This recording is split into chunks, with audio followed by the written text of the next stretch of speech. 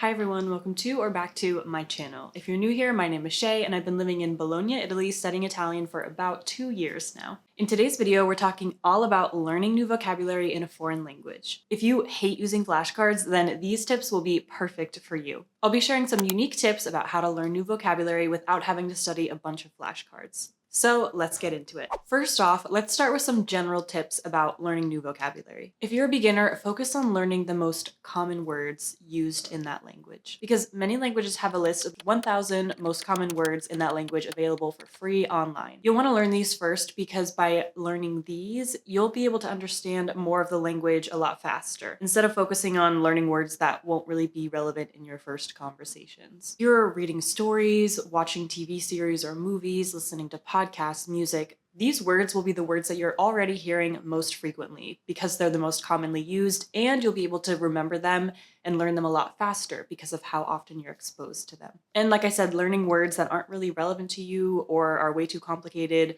won't be very beneficial as a beginner. On the other hand, for people who are more intermediate or advanced learners, if you're finding it more difficult to learn new vocabulary, I would say try to stick to learning no more than 5 to 8 new words per day, and maybe even less. You just can't cram a bunch of new words into your head each day. As I talked about in one of my previous videos, which you can watch up here, about the intermediate learning plateau, there comes a certain point where the amount of progress you make starts to slow down, because as a beginner, you're learning a ton of new words, you're learning so much, and you feel like you're progressing really quickly. And then later on, it starts to get a lot harder to actually acquire new words, especially because you probably already know most of the 1,000, maybe 2,000, 3,000 most common words.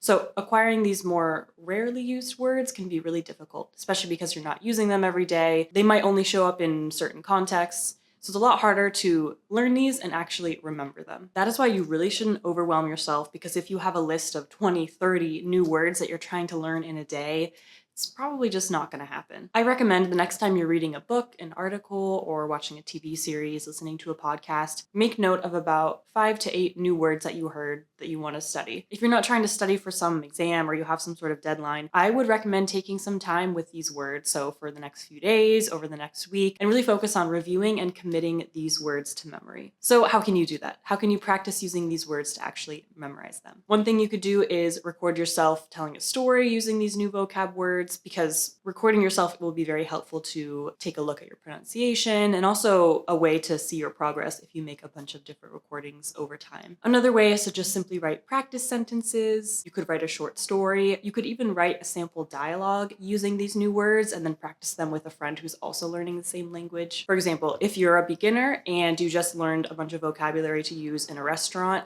you could write a scenario of going to a restaurant and practicing it with a friend. It's another fun way to learn, and also a way to practice speaking. So you're really getting writing, speaking, listening, everything all in one exercise. And I always think that finding fun ways to learn and practice a language is obviously a lot better than using exercises out of a book or just studying grammar. Speaking of that, if you are looking for a more fun way to learn languages, and maybe you're not so much into reading or writing, but you love watching TV series, you can definitely learn and study languages by watching TV series and movies. There's a program that helps you turn your TV watching into a language learning session, and it's called LingoPie. You all know that I love LingoPie, and I'm partnering with them to tell you all about this fantastic tool for language learners, and especially how great it can be for learning new vocabulary. When watching TV series, you can click on a subtitle for an instant translation and the pronunciation, and then it will be added to a deck of flashcards that you can review later on. That way you won't forget the words, because you can go back and quiz yourself. They do have dual subtitles, but I would recommend challenging yourself and only using the subtitles of your target language. Plus, as I mentioned, you can always hover over the word for an instant translation. LingoPie currently offers 9 languages and over 3,000